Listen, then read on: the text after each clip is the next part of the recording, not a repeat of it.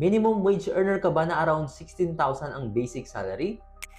Akala mo ba hindi ka pwede sa housing loan? Ang sagot, pwede. Pero may condition. Sa housing loan, tinitingnan ni Pag-ibig Fund kung kaya mo bayaran ang monthly amortization. Halimbawa, kung ang monthly ng property ay nasa 10,000 pesos, kadalasan kailangan ng 30,000 monthly income para ma-approve. Kung 16,000 ang basic salary mo, possible na kulang para sa income required. Pero may solusyon pa rin. Pwede kang mag-add ng co-borrower tulad ng asawa o kapamilya para pagsamahin ang income ninyo. For example, 16,000 ang basic salary mo, plus yung partner mo, 16,000 din, meron na kayong combined na 30,000 basic salary. So qualified na kayo para sa 1.7 million na loan amount ng property.